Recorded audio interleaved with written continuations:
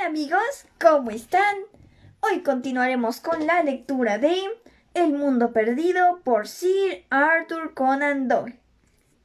Bueno, ya en varias partes del mundo empiezan las celebraciones navideñas, así que espero que la celebren o no, lo estén pasando muy bien. Oh, y recuerden que si no han escuchado los capítulos anteriores del libro, están en mi canal de YouTube, Marianita Imaginación. Ahora sí, continuamos. Capítulo 13. Un espectáculo que no olvidaré jamás.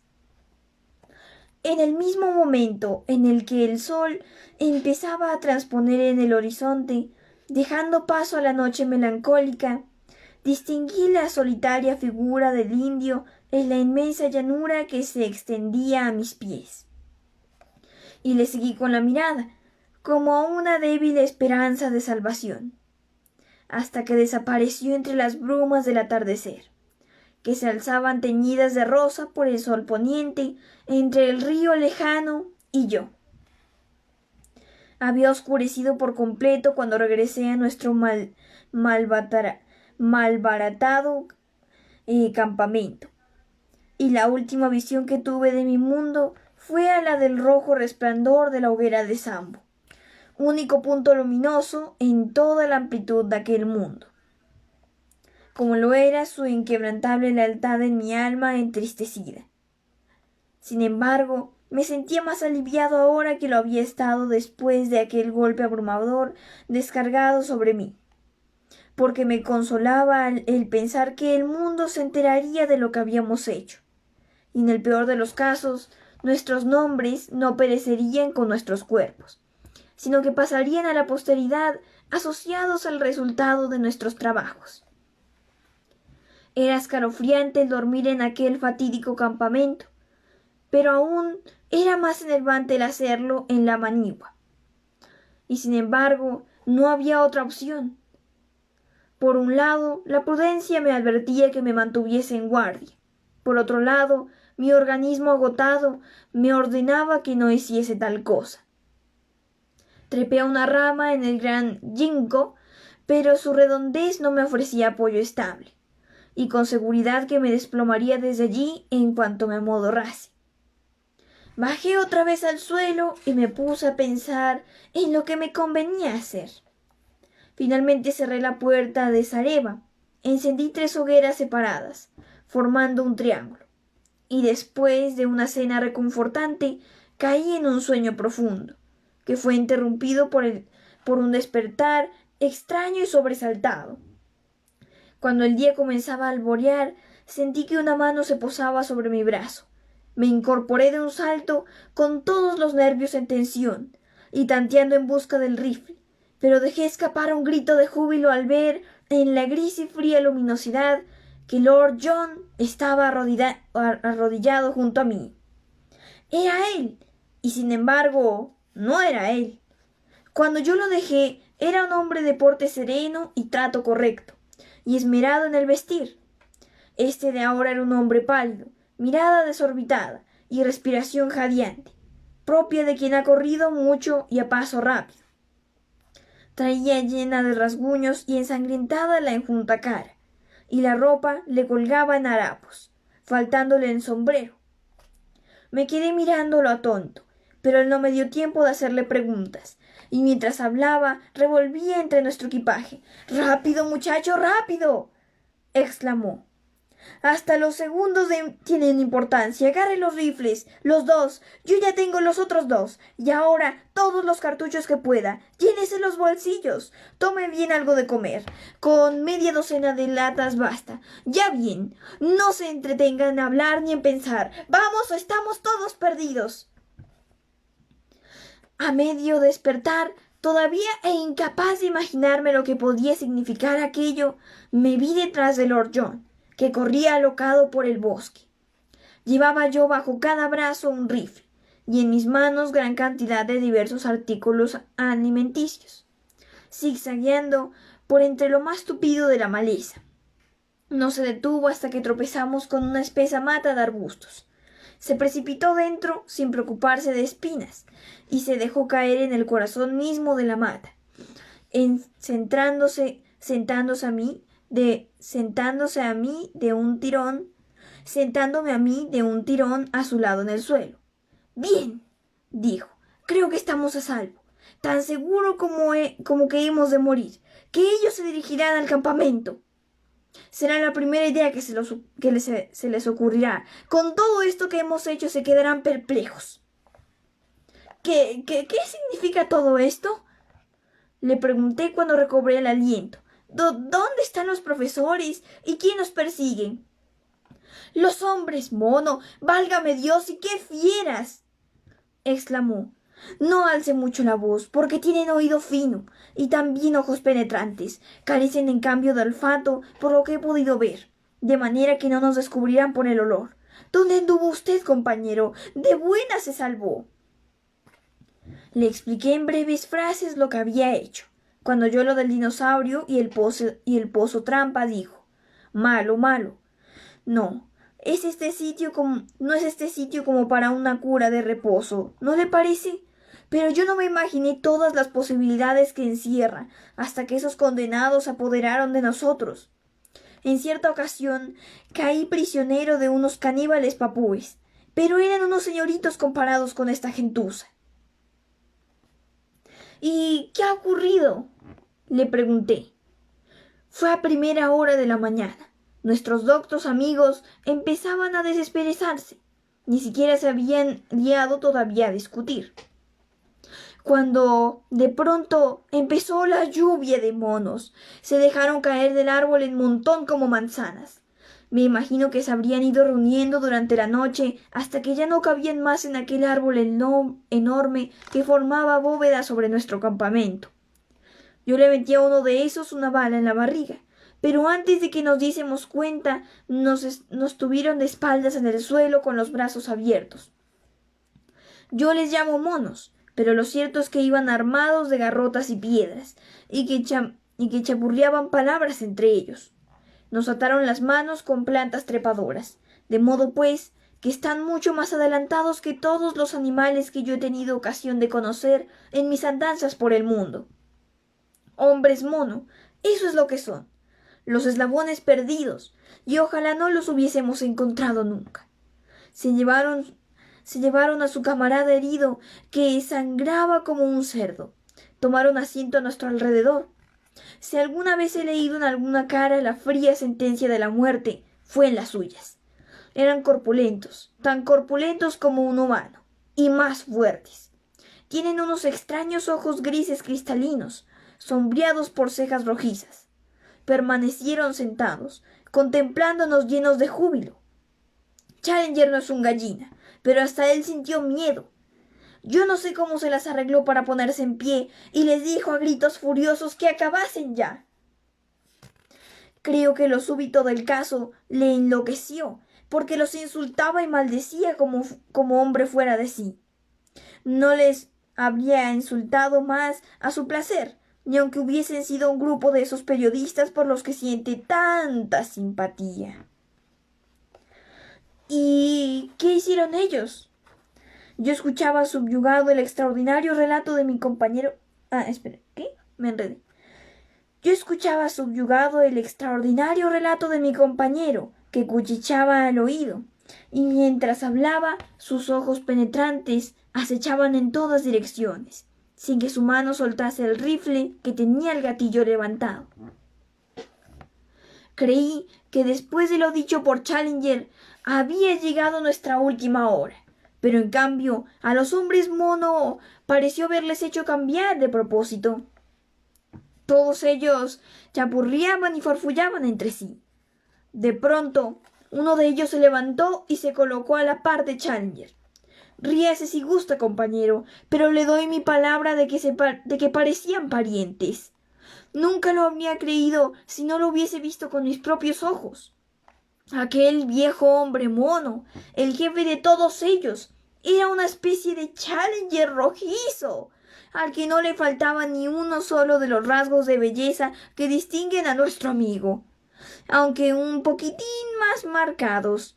Tenía el mismo cuerpo achaparrado, los mismos hombros anchísimos, el mismo pecho en tonel sin cuello, una gran chorrera de barba rojiza, las cejas formando rizos, idéntica expresión en la mirada de ¿quieres algo? ¿Quieres algo inútil? En fin, todo el catálogo.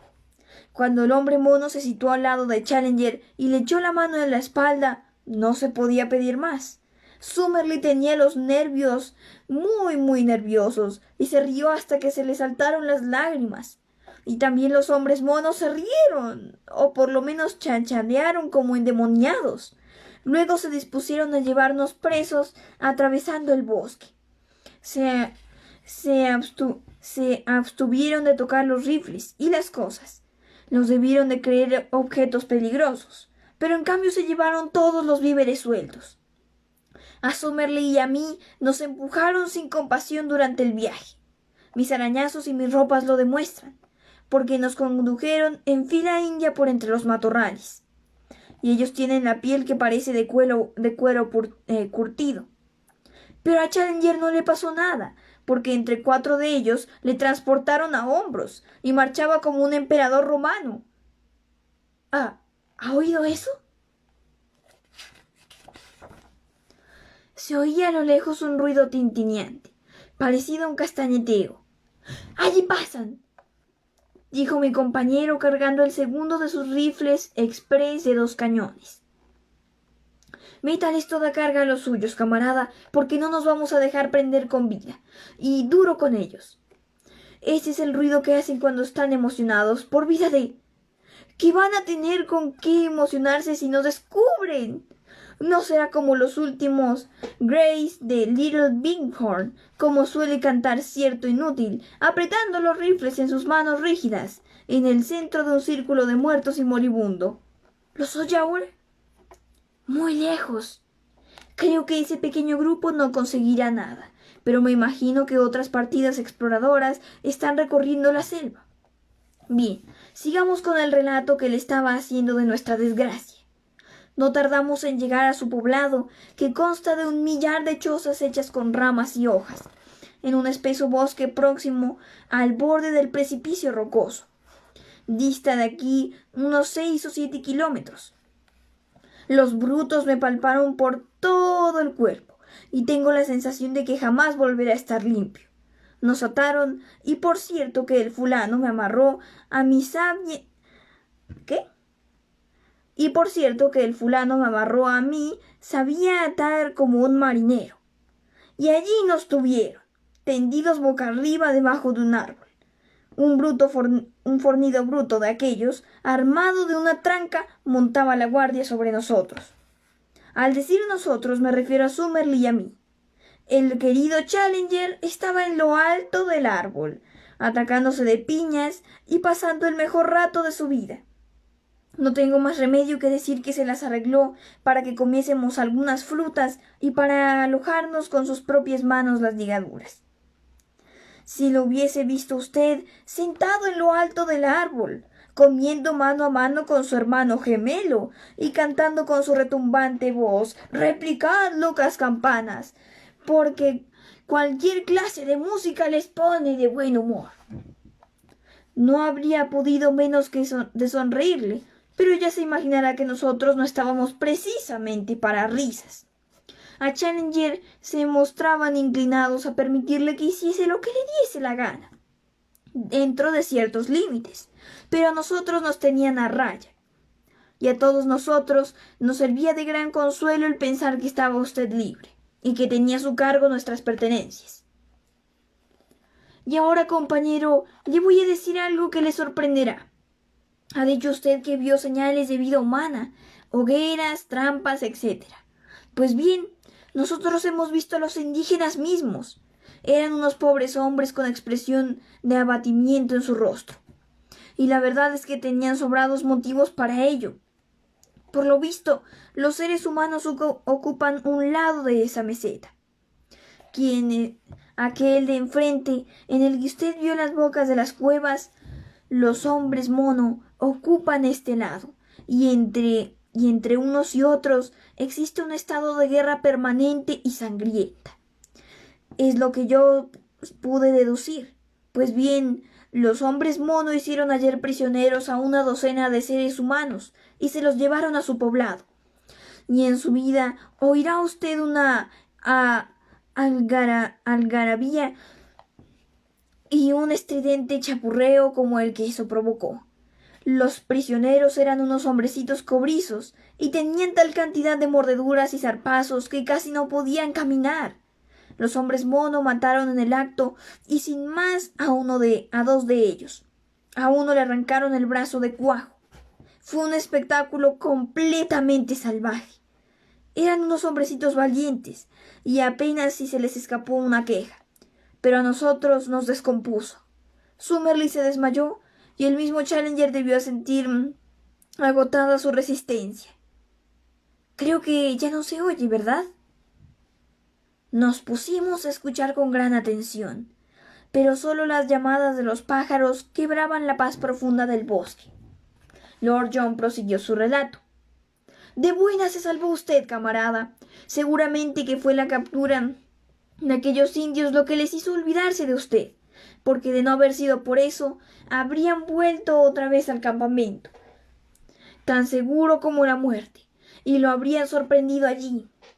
Claro está, que según usted dijo, nos habrían estado vigilando desde el primer momento, desde el árbol aquel, de modo que sabían perfectamente que faltaba uno de nosotros, pero no pensaban en otra cosa que en su última presa. Y ahí tiene la razón de que esta mañana al despertarse, yo y no un grupo de hombres mono. Bien, después de aquello vino otro espectáculo de espanto, válgame Dios, y qué horrenda pesadilla parece todo. ¿Recuerda aquel bosquecillo de bambúes afilados al pie del precipicio en que encontramos el esqueleto del norteamericano? Pues bien, el bosquecillo cae exactamente debajo del poblado de los hombres mono, y por allí despeñan a sus prisioneros. Creo que si buscamos encontraremos allí montones de esqueletos. En el punto más alto tienen una especie de campo de maniobras y realizan el despeñamiento con las debidas ceremonias. Los hombres tienen que dar salto uno a uno, y la alternativa que tienen es la de quedar destrozados por el golpe o ensartados entre las cañas. Nos condujeron a ver el espectáculo y toda la tribu se alineó en el borde del despeñadero. 4 indios dieron el salto y los bambúes los atravesaron igual que agujas de hacer punto. Atravesarían un pan de mantequilla. No me extraña que los bambúes creciesen entre las costillas de aquel pobre yanqui. Fue un espectáculo horrendo, horrendo, pero también endemoniadamente horrible. Todos los mirábamos horrorizados en el instante de lanzarse a dar la zambullida, aunque pensásemos que a continuación íbamos a pasar nosotros a esa clase de trampolín. Pero no pasamos. Reversaron 6 de los indios, para hoy. Eso al menos me pareció a mí, pero me imagino que íbamos a ser nosotros el número cumbre de la función. Quizá Challenger se salvase, pero Summerlee y yo estábamos en el programa. Su lenguaje tiene mucho de mímica, y no resultaba difícil seguir su sentido. Me pareció, pues, que habían llegado el momento de desbaratar el número. Yo había cavilado mucho, llegando a 2 o 3 conclusiones concretas. Era yo quien tenía que hacerlo todo, porque Summerlee no estaba para nada y Challenger tampoco estaba para gran cosa. La única ocasión en que estuvieron juntos empezaron a hablar de su jerigonza, aunque no conseguirían ponerse de acuerdo en la clasificación científica de aquellos diablos cobrizos que se habían apoderado de nosotros.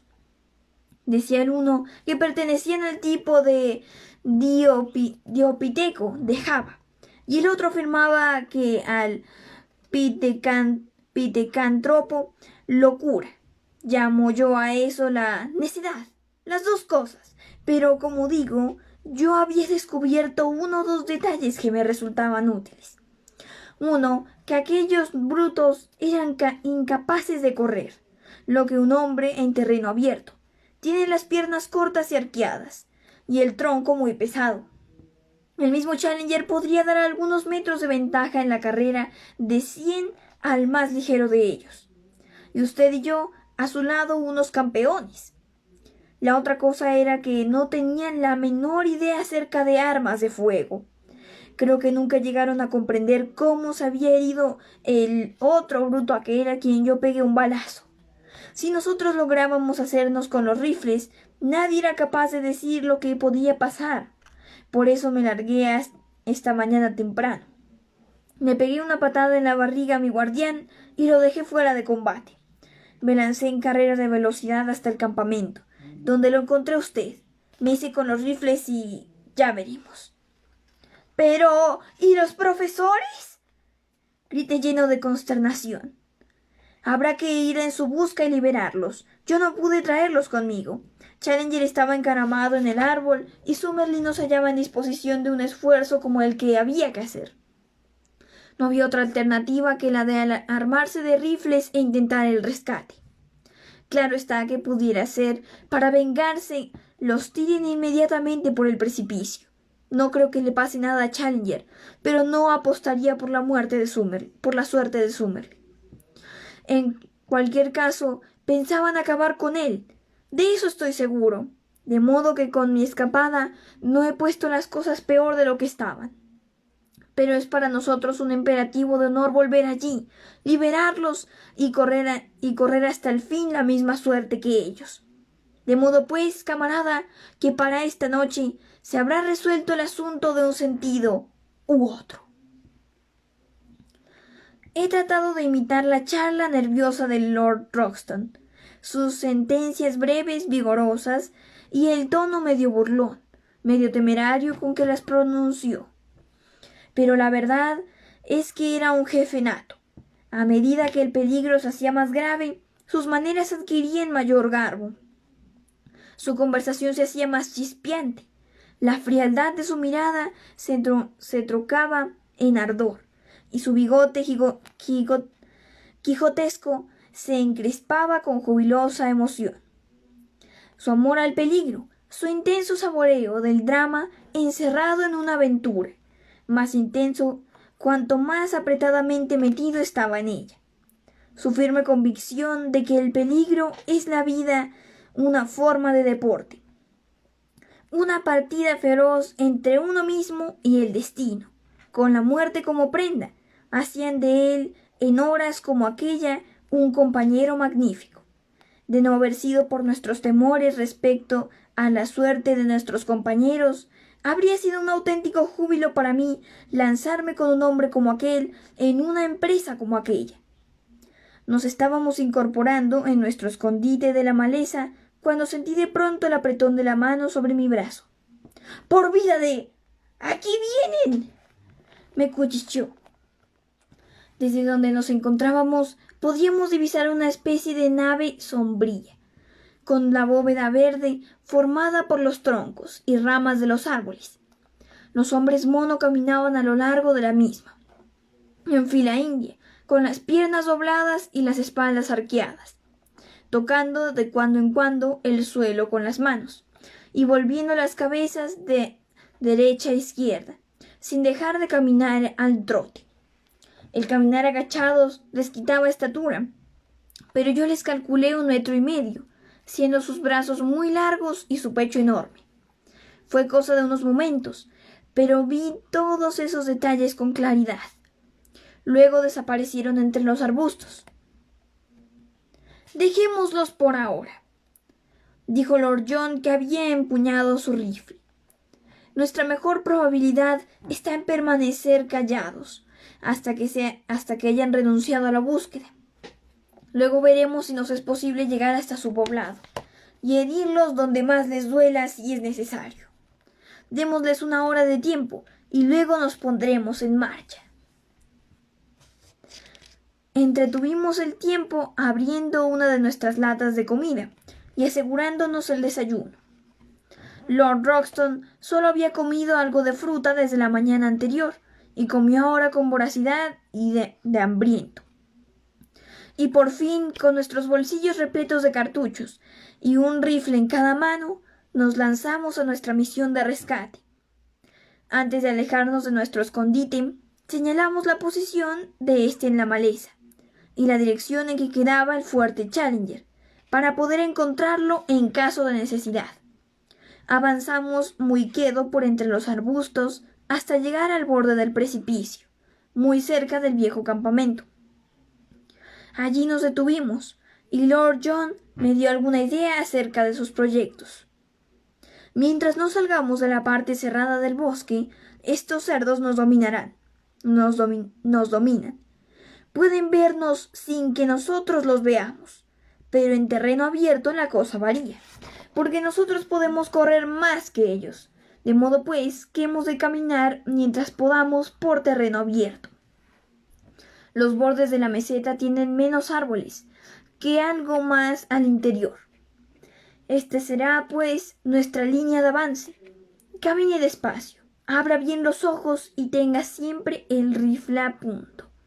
Sobre todo, no deje que le hagan prisionero mientras le quede un cartucho. Este es mi último consejo, compañero. Miré desde el borde del despeñadero hacia abajo y distinguí a nuestro bueno y querido Sambo, sentado en una roca debajo de nosotros y fumando.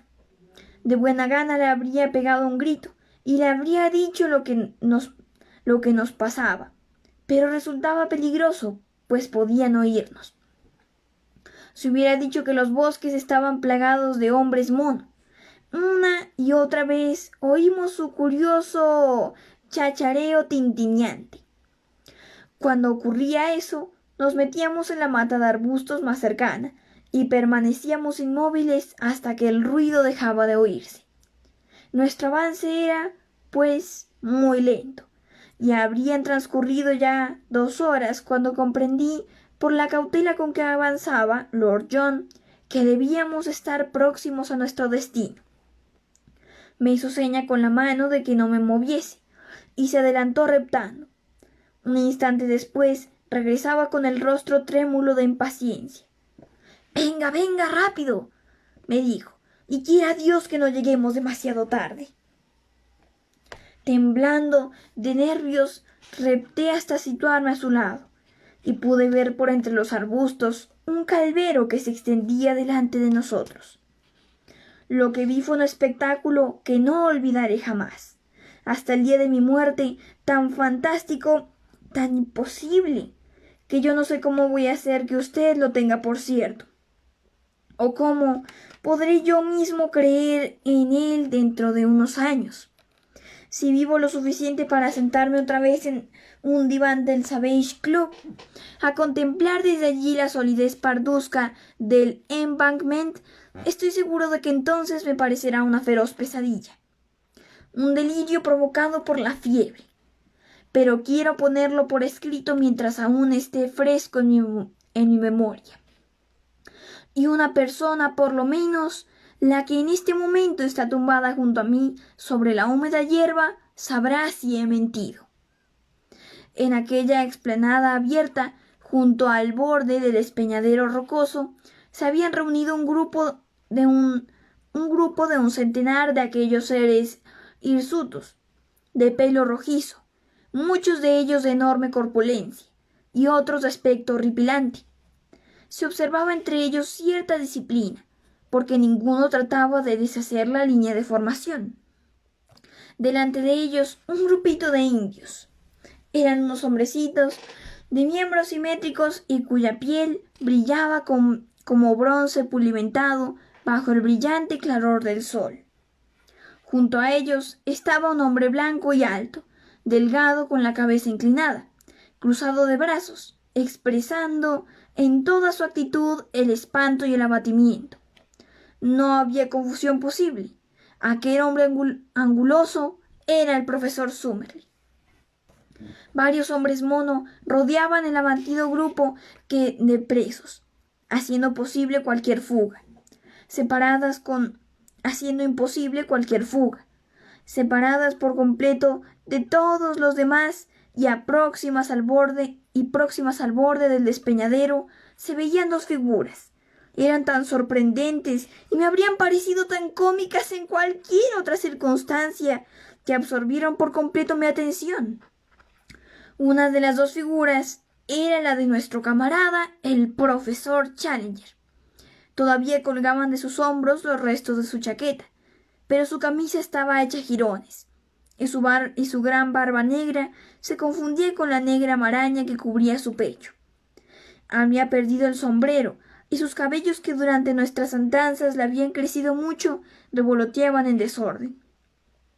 Había bastado un solo día para cambiar su aspecto, convirtiendo al producto más elevado de la civilización moderna en el tipo de salvaje más rudo, en el tipo de salvaje más rudo de Sudamérica. Junto a Challenger estaba su amo, el rey de los hombres mono. Era en todo, según había dicho Lord John, la imagen exacta del profesor, salvo en que el color de su pelambre era rojo en lugar de negro. Idéntica conformación, baja y ancha, los mismos hombros abultados, igual caída hacia delante de los brazos, parecida barba encrespada que se confundía con el velludo pecho. Únicamente encima de las cejas, la frente estrecha, inclinada hacia atrás, y el cráneo curvo del hombre mono formaba vivo contraste con el cráneo ancho y magnífico del europeo, constituyendo la única diferencia entre los dos, al menos de las notables. En todos los demás detalles, el rey era una disparatada parodia del profesor. Todas estas cosas tan largas de describir se me quedaron grabadas en cosa de unos pocos segundos. En aquel momento nosotros teníamos otras cosas muy distintas en que pensar, porque había dado por comienzo una trágica representación. Dos de los hombres mono habían sacado del grupo a uno de los indios y lo arrastraban hasta el borde mismo de la meseta. El rey levantó su mano como dando la señal. Los dos hombres mono agarraron al indio por piernas y brazos y lo columpiaron por 3 veces con tremenda fuerza hacia atrás y hacia adelante, y de pronto, en un impulso espantoso, lanzaron al desdichado por encima del precipicio. Fue tal la fuerza con que lo despidieron que trazó una alta curva en el aire antes de empezar a caer. Al desaparecer de la vista, todos los allí congregados, con excepción de los que montaban guardia, corrieron hacia el borde del precipicio, y se produjo una larga pausa de absoluto silencio, que rompió súbitamente un loco alarido de júbilo. Los hombres mono empezaron a dar brincos, agitando sus brazos largos y velludos, vociferando de alborozo. Luego se retiraron del borde y volvieron a formar fila, en espera de la víctima siguiente. Ahora le tocó a Summerlee. 2 de sus guardianes la agarraron de las muñecas y le sacaron al frente, dándole un tirón brutal. Su cuerpo delgado forcejeó y se estremeció como una gallina a la que se saca del gallinero. Challenger se había vuelto hacia su rey y agitaba frenético las manos ante su cara. Suplicaba, explicaba, imploraba la vida de su camarada. El hombre mono lo apartó rudamente y movió la cabeza denegando. Era aquel el último movimiento consciente que había de realizar sobre la tierra. Se oyó el estampido del rifle de Lord John, y el rey cayó hacia adelante, quedando de bruces en el suelo como una revuelta maraña rojiza. ¡Haga fuego contra el grupo mayor! ¡Fuego, hijo, fuego!, gritó mi compañero. Hasta el hombre más común esconde en su alma profundos recovecos de crueldad, y yo soy por naturaleza blando de corazón, y más de una vez me han humedecido los ojos al oír los chillidos de una liebre herida. Sin embargo, en ese momento sentí una extraña sed de sangre. Me vi en pie disparando uno de los cargadores y luego el otro. Abrí de golpe la recámara para volver a cargar. La cerré con fuerza sin dejar ese tiempo de gritar y dar alaridos que me arrancaban la ferocidad y el júbilo de la matanza. Nosotros dos con nuestros 4 rifles provocábamos un espantoso caos y destrucción. Los 2 guardianes que tenían agarrado a Summerlee habían rodado por tierra, y aquel se tambaleaba como un borracho, sin que su asombro le permitiese caer en la cuenta de que estaba libre. La espesa multitud de hombres mono corría desconcertada de un lado para otro, presa de asombro ante aquella avalancha de muerte que no sabían de dónde venía ni qué significaba. Agitaban los brazos, gesticulaban, daban chillidos y pasaban por encima de los que habían caído. De pronto, con súbito impulso, se precipitaron vociferando en dirección a los árboles y buscaron cobijo en ellos, dejando a sus espaldas el suelo salpicado de heridos. El grupo de presos quedó por el momento de pie y solitario en el centro del calvero. El cerebro rápido de Challenger comprendió enseguida la situación. Agarró del brazo al desconcertado Summerlee y los dos corrieron hasta donde nosotros estábamos. 2 de sus guardianes saltaron en su persecución, pero los balazos de Lord John les hicieron rodar por tierra. Salimos corriendo a la explanada al encuentro de nuestros amigos y le pusimos a cada uno en la mano un rifle cargado. Pero Summerlee estaba al cabo de sus fuerzas. Apenas si podía moverse.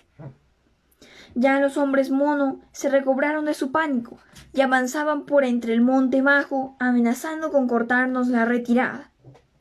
Challenger y yo nos vimos obligados a correr a Summerlee, uno a cada lado suyo, mientras Lord John cubría nuestra retirada, disparando una y otra vez, de cuando en cuando sobresalía de los arbustos alguna cabeza de salvaje enseñando los dientes.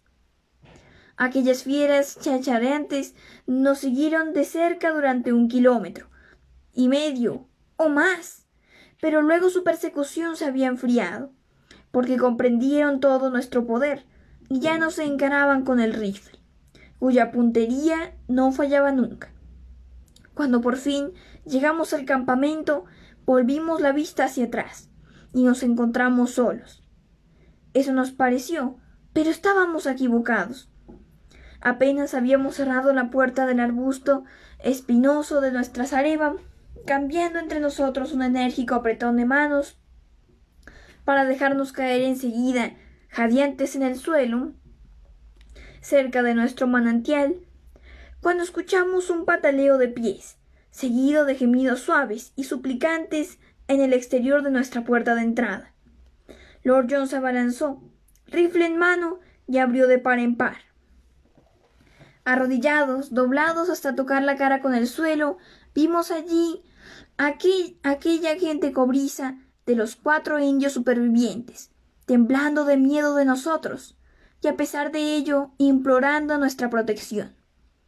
Uno de ellos señaló con amplio ademán de sus manos hacia los bosques que nos rodeaban, dándonos a entender que estaban llenos de peligros.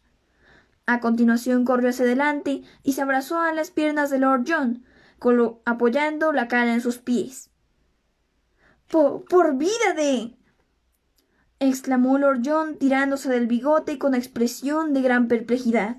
Digo yo, ¿qué vamos a hacer con ellos? Levántese y aparte su cara de mis botas. Summerlee se había incorporado y estaba atacando su vieja pipa de tabaco. Es preciso que los pongamos a salvo cuanto antes, dijo de pronto. Usted nos ha arrancado a todos de las mandíbulas de la muerte. Vive Dios, ha sido tarea bien hecha. Admirable, dijo Challenger, admirable. No solo nosotros como individuos, sino toda la ciencia europea colectivamente hemos contraído una profunda deuda de gratitud por lo que usted ha hecho. No vacilo en afirmar que la desaparición del profesor Summerlee y la mía habrían dejado un gran vacío en la moderna historia de la zoología. Nuestro amiguito aquí presente y usted se han portado de una manera maravillosa. Challenger nos miró con su cariñosa sonrisa paternal de siempre, pero la ciencia europea había sufrido algún asombro si hubiese podido ver a su hijo elegido. A la esperanza del porvenir, con su cabeza enmarañada y revuelta, su pecho desnudo, sus ropas convertidas en harapos. Tenía entre sus rodillas una de las latas de carne en conserva, y entre sus dedos un voluminoso trozo de fiambre de carnero australiano. El indio le levantó la vista y al ver a Challenger lanzó un pequeño chillido y se acurrucó en el suelo y se agarró a las piernas de Lord John de nuevo. «No se asustes, muchacho», dijo Lord John, dando palmaditas en la desgreñada cabeza que tenía delante. Challenger, su aspecto le ha dado miedo. Ok, me perdí. Challenger, su aspecto le ha dado miedo, y vive Dios que no me asombra. Está todo bien, no se preocupe, el profesor es un ser humano, igual que todos nosotros. ¿De verdad que habla en serio?, exclamó el profesor. Bueno, Challenger, ha sido una suerte para usted que su aspecto se salga un poco de lo corriente, de no haber tenido un parecido tan grande con el rey. Palabra de honor, Lord John Roxton, que se permite usted grandes libertades. Lo siento, pero ¿qué quiere? Se trata de una realidad. Yo le suplico, señor, que cambie de tema. Sus observaciones no vienen al caso y resultan ininteligibles. La cuestión de que estamos tratando es de la que vamos a hacer con estos indios. Parece evidente que deberíamos darles ayuda y escoltarlos hasta donde ellos viven, aunque no sabemos dónde. Sobre ese punto no existe dificultad alguna, dije yo. Viven en las cuevas que hay al otro lado del lago central. Nuestro joven amigo sabe dónde viven, y me imagino que quedará a buena distancia de aquí. A unos 30 kilómetros largos, contesté. Summerlee dejó escapar un quejido. Yo por lo menos no me siento capaz de andar ese camino. Me parece que estoy oyendo los alaridos de esas fieras que siguen nuestra pista. Mientras hablaba, llegó a nuestros oídos desde las oscuras profundidades de los bosques el grito agudo de los hombres mono. Los indios dejaron escapar nuevamente un débil quejido de terror. Tenemos que alejarnos, y no hay más remedio que hacerlo rápidamente, dijo Lord John. Usted sostenga a Summerlee, compañero. Estos indios cargarán con todas nuestras cosas. O bueno, mejor dicho, nos ayudarán. Andando pues, antes de que puedan vernos. En menos de una media hora habíamos alcanzado nuestro escondite en la maleza y nos habíamos ocultado. Escuchamos durante todo el día las llamadas impacientes de los hombres mono en la dirección de nuestro antiguo campamento. Pero ninguno de ellos pasó cerca de nosotros, y los cansados fugitivos, los rojos y los blancos, disfrutamos de un sueño largo y profundo. Me hallaba yo amodorrado cuando llegó la noche, y sentí que alguien me tiraba de la manga. Era Challenger, que estaba arrodillado junto a mí. Señor Malone, usted lleva un diario de todo lo que nos ocurre y espera poder publicarlo algún día, ¿cierto?, me dijo con solemnidad. Estoy aquí únicamente en calidad de corresponsal de prensa, le contesté. Exactamente. Es posible que haya usted escuchado algunas observaciones necias de Lord John Roxton, de las que parecía desprenderse que existía alguna semejanza. Sí, las escuché. No hará falta que le diga que cualquier publicidad que se diese a semejante concepto, cualquier ligereza en su relato sobre lo que ocurrió, me ofendería extraordinariamente. Diré la verdad dejando un amplio margen.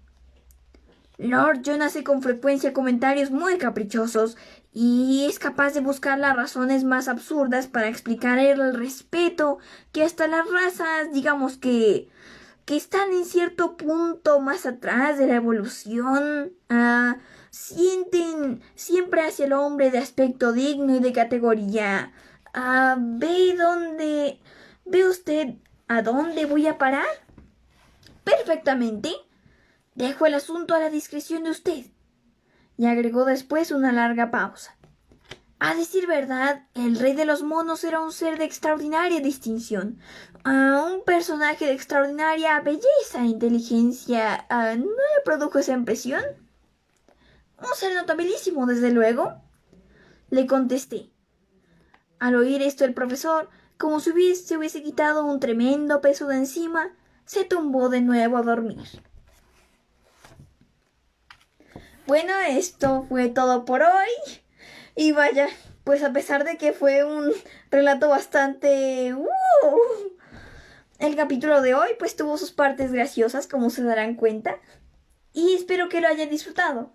Y ahora voy a explicarles la actividad. Pues aquí mismo en Facebook hay un archivo que es para que ustedes coloreen.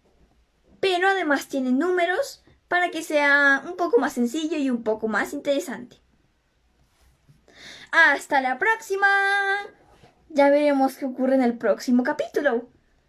¿Quién sabe por qué? Esto se pone cada vez más interesante y cada vez más lleno de sorpresas. ¡Adiós!